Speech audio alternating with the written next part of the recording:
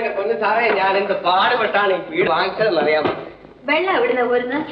ഓ, അത് മാത്രം ഒരു കുഴപ്പമുണ്ട്. പക്ഷെ തൊട്ടടുത്ത വീട്ടിൽ വെള്ളമുണ്ട്.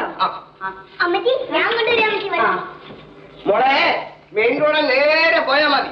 ഒരു മതില് കാണും. പള്ളിക്കൂടം പിള്ളേര് ചീത്ത എഴുതി വെച്ചിരിക്കുന്ന ആ മതിലിന്റെ അകത്താ കിണറ്.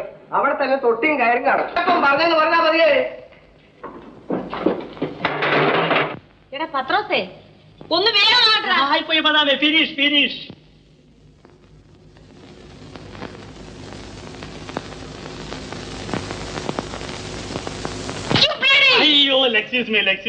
മതിയടാ, നീ എന്റെ ചെരുപ്പിന്റെ വാറ് പൊട്ടിക്കും. കിണർ എവിടെയാ? What you want? ഞങ്ങൾ അപ്പുറത്തെ വീട്ടിൽ താമസിക്കാൻ വന്നതാ. അമ്മച്ചി പറഞ്ഞിട്ടാ വന്നത്. അമ്മച്ചി പറഞ്ഞാലും കൊള്ളാം, അപ്പച്ചൻ പറഞ്ഞാലും കൊള്ളാം. Give me the correct answer. ജോണിച്ചായന് പ്രസ്സിലെ ജോലി. Darling. Yes, darling. See this here. What's the matter? Ask her.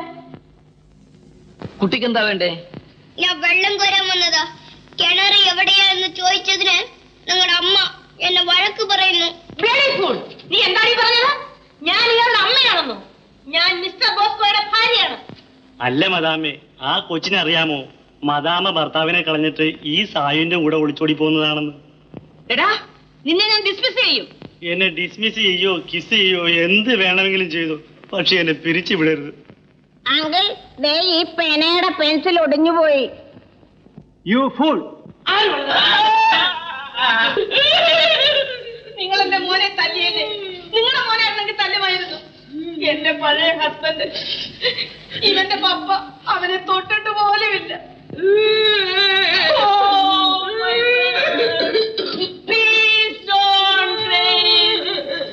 ഞാൻ എന്റെ പഴയ ഹസ്ബൻഡിനെ വിട്ടിട്ട് ഈ ദുഷ്ടന്റെ കൂടെ പോകുന്നതാണ് എന്റെ തെറ്റ്.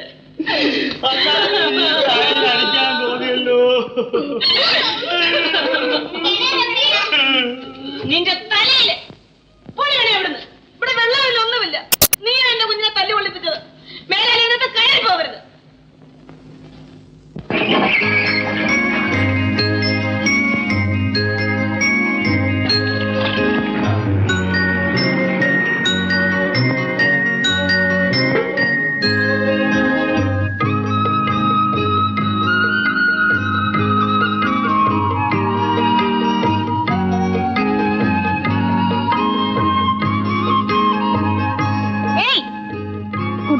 മോശമല്ലല്ലോ. താഴെ കളയാനാണോ വെള്ളം കോരിയത്? പിന്നെ എനിക്ക് പൊക്കാൻ വയ്യല്ലോ. ഞാൻ കൊണ്ടുതരാം കേട്ടോ.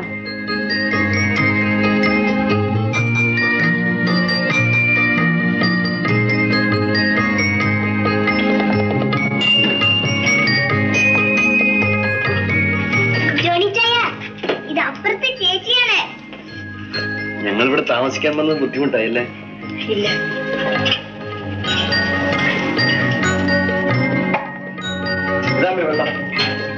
എന്റെ മോള് ഇത്രയും വെള്ളം ചോന്നോണ്ട് വന്നോ? വെള്ളം കൊണ്ട് നടന്നാ നിൽക്കുന്നു. പോകാതെ എന്റെ അമ്മ ഒന്ന് കണ്ടോട്ടെ. മോടെ പേരെന്താ? ഞങ്ങൾ വന്നപ്പം മേരി അവിടെ നിൽക്കുന്ന കണ്ടു. എന്നിട്ട് ഞാൻ കണ്ടില്ലല്ലോ.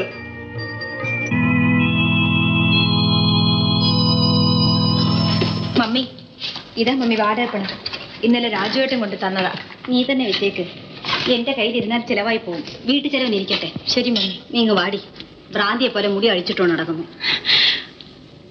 മമ്മി, കുട്ടപ്പന്റെ വീട്ടിലെ പുതിയ താമസക്കാർ വന്നിട്ടുണ്ട്. ഒരു അമ്മയും ഒരു ചെറുപ്പക്കാരനും ഒരു കൊച്ചുകുട്ടിയും. ഞാൻ അവരുമായിട്ട് ഇന്ന് പരിചയപ്പെട്ടു. നീ ഇങ്ങനെ കണ്ടിടത്തൊക്കെ കറങ്ങി നടന്നു. മമ്മി, ഞാൻ ഷോപ്പിങ്ങിന് പോയിട്ട് വരട്ടെ. ശരി, പോയിട്ട് വേഗം വാ.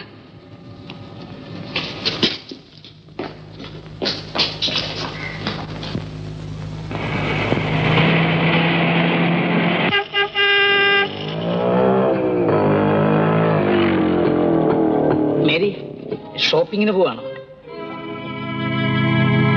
ഞാൻ വേണമെങ്കിൽ ഒരു ലിഫ്റ്റ് തരാം. എന്നെ എന്തിനാണ് നിങ്ങൾ ഇങ്ങനെ ശല്യപ്പെടുത്തുന്നത്? ഞാൻ ശല്യമാണോ? എനിക്ക് മേരിയോട് ഇഷ്ടമാണ്.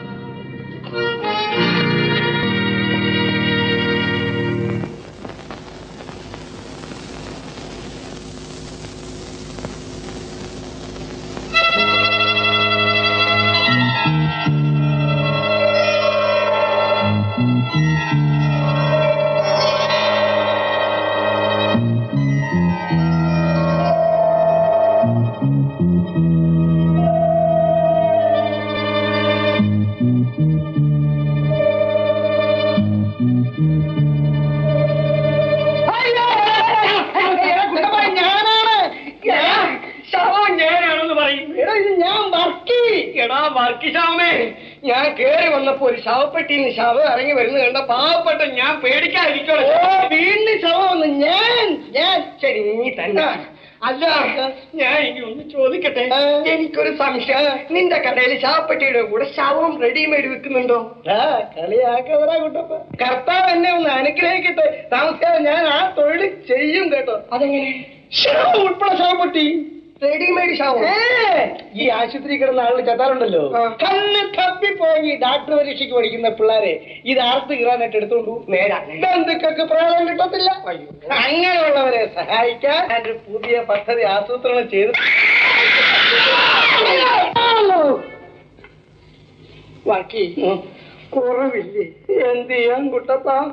എനിക്കൊരു പാപഭാരമായിട്ടല്ലയോ കർത്താവ് അവളെ എന്റെ കയ്യിൽ ഏൽപ്പിച്ചിരിക്കുന്നത്. നോക്ക്, അവളെ പേടിച്ച ഞാൻ ഈ ശവപ്പെട്ടിക്കകത്ത് കിടന്ന് ഉറങ്ങുന്നത്. എന്റെ പൊന്നു വർക്കി, അവളെങ്ങാനും അറിയാതെ വന്ന അടിച്ചു പോയ നിന്റെ കച്ചവടം ഒതുങ്ങിയല്ലോടാ. ആരെയും എടുത്തോണ്ട് ഒഴുക്കും കുഴിച്ചിടും. അങ്ങനെ തീരുമല്ല ഈ ജമ്പം.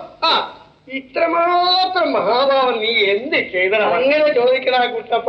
സത്യത്തില് മനുഷ്യരാശിക്ക് ഏറ്റവും പ്രയോജനകരമായ കാര്യമല്ലൂടാ ഞാൻ ചെയ്യുന്നത്. എന്റെ പെട്ടിയില്ലായിരുന്നെങ്കിൽ ഈ ശവങ്ങൾ റോഡ് നീങ്ങ ഞാൻ അളിഞ്ഞു കിടക്കത്തില്ലായിരുന്നു. ഞാൻ ആണും പെണ്ണും കുബേരനും കുചേരനും നോക്കാതല്ലയോ ചത്ത് കഴിഞ്ഞാൽ രണ്ട് കൈ നീട്ടി എന്റെ പെട്ടിയിലോട്ട് ഈ ശവമായി. എന്ത് ചെയ്യാവടാ, വൈദ്യന്റെ മകൻ രോഗിയാണെന്ന് പറഞ്ഞ പോലെ